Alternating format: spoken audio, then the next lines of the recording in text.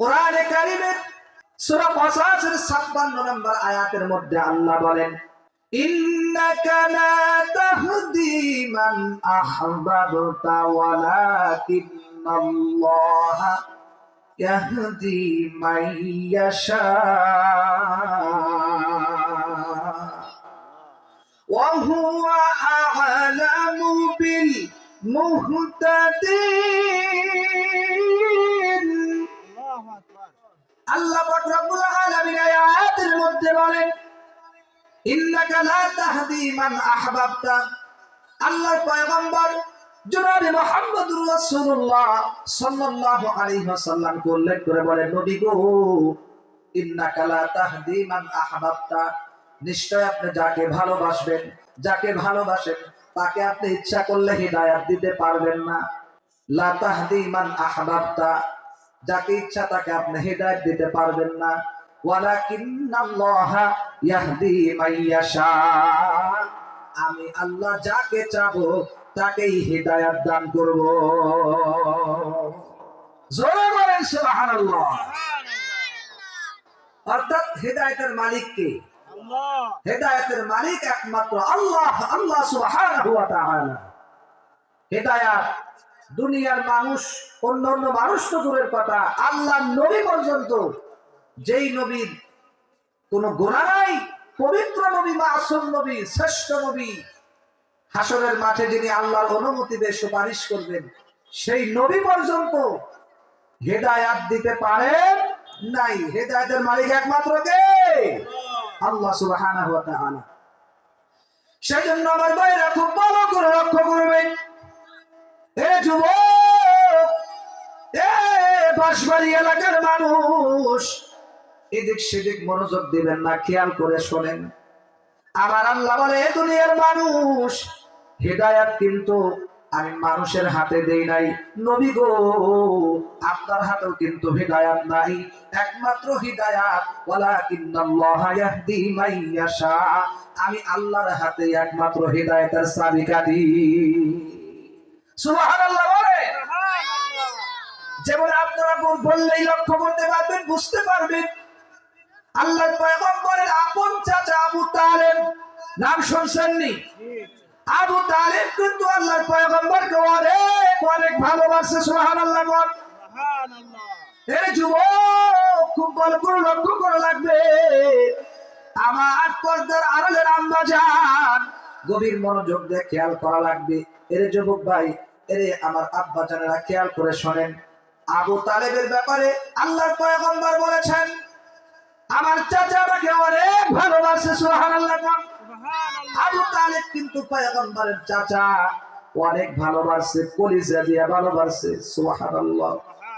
আমার ভাই রে, আবু তালেবের মতো কিন্তু এত ভালোবাসা কেউ ভালোবাসে নাই।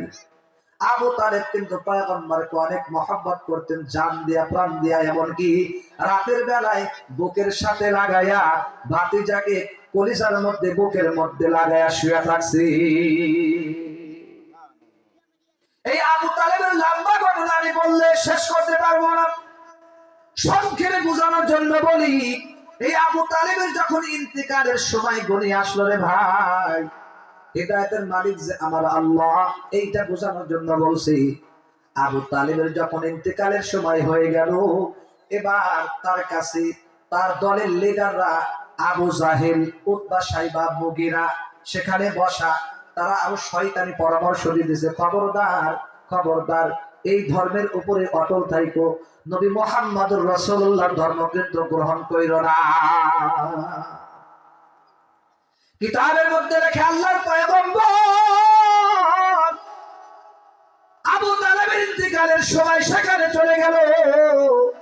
ওখানে গিয়ে আজায়া দেখে বড় বড় শয়তানের লিডার, যায়া দেখে আবু তালেবকে আবু জাহেল, ওলীদ ইবনে মুগীরা, এরা মানে কুপরামর্শ দিতেছে। পয়গম্বর গিয়ে সেখানে দাওয়াত দিতেছে, আমার কাকাজি, দয়া করে মেহেরবানি করে আল্লাহর উপরে ঈমান আনেন, আমি মুহাম্মদ সাল্লাল্লাহু আলাইহি ওয়াসাল্লামকে নবী হিসেবে মানেন, কালেমা পড়েন, বিশ্বাস করেন, বিশ্বাস করেন।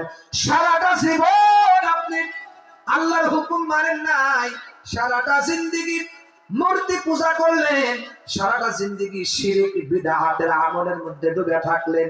এরপরেও আমি আপনাকে গ্যারান্টি দিতেছি, এখনো যদি চাচা কালেমাটা যদি পড়তে পারেন, আমি নবী হাসরের ময়দানে আমি আল্লাহ আমার আল্লাহর কাছে সাক্ষ্য দিয়া আপনাকে জান্নাতে নিয়ে যাব। জোরে বলেন সুবহানাল্লাহ। এবার আবু তালিবকে ডাক দিয়ে বলতেছে, ওয়ালিদ ইবনে মুগীরা, আবু জাহেল, এই শয়তানগুলো ডাক দিয়ে বলতেছে, না না, এই আবু তালিব, খবরদার, সারাটা জীবন বাপদাদার ধর্ম পালন করিয়া মৃত্যুর সময় খবরদার খবরদার বাপদাদার ধর্মের উপরে চুনকারি লাগাইও না, কারণ তাহলে কিন্তু দুর্নাম হয়ে যাবে। মানুষ বলবে কাপুরুষের মতো সারা জীবন সারাটা জিন্দেগিতে বাপদাদার ধর্ম পালন করছে আর মৃত্যুর সময় মুহাম্মদুর রাসূলুল্লাহর কালেমা গ্রহণ করছে, বাপদাদার ধর্মের উপরে চুনকারি লাগায়া মৃত্যুবরণ করছে, সেই জন্য দরকার নাই, কালেমা করিও না। আমার ভাইরা, লম্বা ঘটনা আমি সংক্ষেপে বোঝানোর জন্য বলি। কিতাবের মধ্যে শেষ পর্যায়ে রাখেন, এর যুবক খুব খেয়াল করিয়া শোনেন, বাঁশবাড়ি এলাকার মানুষ গভীর মনোযোগ দিয়ে শোনা লাগবে। কিতাবের মধ্যে লেখে, এই আবু তালেবকে আল্লাহর পয়গম্বর যতই দাওয়াত দিলেন না কেন, দাওয়াত দেওয়ার কারণে আমার পয়গম্বর মুহাম্মদুর রাসূলুল্লাহ, সবাই বলেন সাল্লাল্লাহু আলাইহি ওয়াসাল্লাম, ওনার দাওয়াত উনি ঠিকমতো দিলেন কিন্তু মানলেন না। নাউজুবিল্লাহ। কিতাবের মধ্যে লেখে, আবু তালেব শেষ পর্যন্ত শেষ কথাটা বলছে, আমি আমার বাপ দাদার ধর্মের উপরেই অটল থাকলাম আর মুহাম্মদুর রাসূলুল্লাহর ধর্মকে আমি প্রত্যাখ্যান করলাম, মুহাম্মদুর রাসূলুল্লাহর ধর্মকে আমি অস্বীকার করলাম, ঈমান আনলাম না, আমার বাপ দাদার ধর্মের উপরেই আমি অটল থাকলাম। জোরে বলেন নাউজুবিল্লাহ।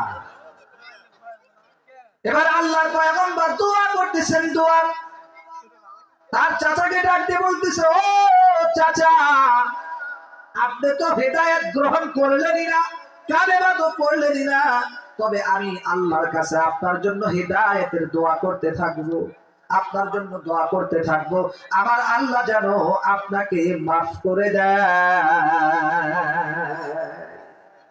এই পৃথিবীর মালিক যিনি, জপ তারে নিশিদিনী, ও এই পৃথিবীর মালিক যিনি, জপ তারে নিশিদিনী, ওরে ভালো যদি বাসো তুমি, ওরে ভালো যদি বাসো তুমি, তাকেই ভালোবাসো, কার লাগিয়া কান্দো তুমি, কার লাগিয়া হাসো। আমার ভাইরা, আমার বন্ধুগণ, আল্লাহর পয়গম্বর দোয়া করতেছেন, এই পরিপ্রেক্ষিতে আমার আল্লাহ জিবরাইলকে দিয়া কোরআনে কারীমের আয়াত দিয়া পাঠায় দিয়েছে। সুবহানাল্লাহ। আল্লাহ বলেন, মা কানা লিল মুশরিকিন, মা কানা লিন নবী ওয়াল্লাযীনা আমানু।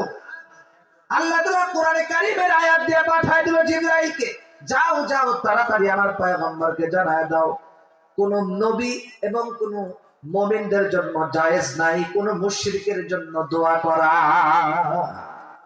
আল্লাহ বললেন, হে পয়গম্বর, কোন নবী এবং কোন মুমিন ব্যক্তির জন্য, কোন মুসলমানদের জন্য জায়েজ নাই, কি করা জায়েজ নাই?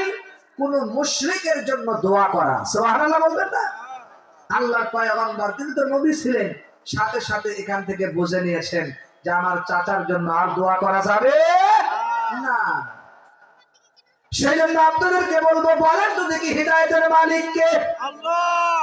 সেই জন্য আমার আল্লাহ বলে, ইন্নাকা লা তাহদি মান আহবাবতা।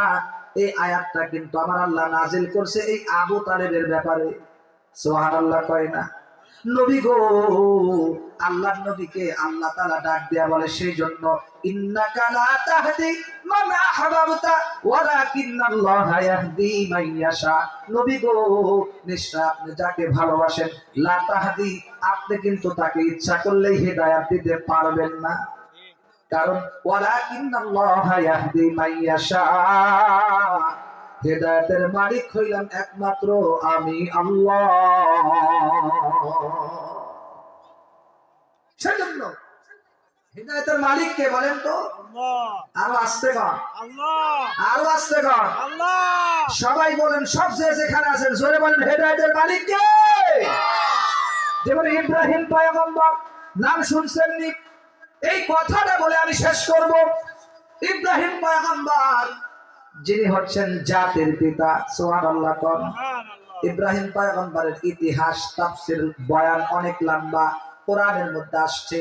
ইব্রাহিম পয়গম্বরের কথাও কিন্তু কোরআনের বিভিন্ন জায়গায় আছে। আমার ভাইয়েরা, ইব্রাহিম পয়গম্বর কিয়ামতের ময়দানে, হাসরের ময়দানে, বিপদের মুহূর্তে তার আব্বার জন্য সুপারিশের জন্য দোয়া করবে। আল্লাহ দয়া করে মেহেরবানি করে আমার আব্বাকে তুমি মাফ করে দাও। এবার বলেন তো দেখি, ইব্রাহিম পয়গম্বরের আব্বা কি ছিল? অনেক বড় আল্লাহর ওলি ছিল নাকি? নাকি কাফের ছিল? এ যুবক, শুধু কাফের না, বড় বেঈমান ছিল, বেঈমান। ইব্রাহিম পয়গম্বরকে আমার আল্লাহ আগুনের মধ্যে অগ্নি পরীক্ষা করলেন, অগ্নি পরীক্ষা। নমরুদের আগুনের মধ্যে ইব্রাহিম পয়গম্বরকে ফেললো। ফলানোর আগে ইব্রাহিম পয়গম্বরের পরনে ছিল পায়জামা। কিতাবের মধ্যে লেখে, মুফাসসিরিনে কিরামগণ বলেন, মুহাদ্দিসিনে কিরামগণ বলেন, ইব্রাহিম পয়গম্বরের বাবা এই আগুনে নিক্ষেপ করার জন্য উনিও সহযোগিতা করছে। নাউজুবিল্লাহ, জোরে কর। আমার আল্লাহ ডাক দেয়া করে, পয়গম্বর ইব্রাহিম পয়গম্বর হাসরের ময়দানে যখন দোয়া করবে, আল্লাহ আমার বাবাকে তুমি মাফ করে দাও, এবার আল্লাহ ডাক দিয়ে বলবে, না না কাল্লা, কখনো না, কখনো না। আপনি যদি 1000 বার দোয়া করেন, আমি আল্লাহ আপনার দোয়া কবুল করব না। কারণ হেদায়েত যদি নবীদের হাতে থাকতো, তাহলে তার বাবাদেরকে, তার আত্মীয় স্বজনদেরকে হেদায়েত দিতে পারতো কি পারতো না? কথা বলেন না কেন? তাহলে নবীজির আর তাইফের ময়দানে মার খাওয়া লাগতো না, ঠিক কিনা? আবু জাহেল, উতবা, সাইবা যত বড় বড় কাফের ছিল, বেঈমান ছিল, কারো আর কি করা লাগতো না? মার খাওয়া লাগতো না, দাওয়াতও দেওয়া লাগতো না।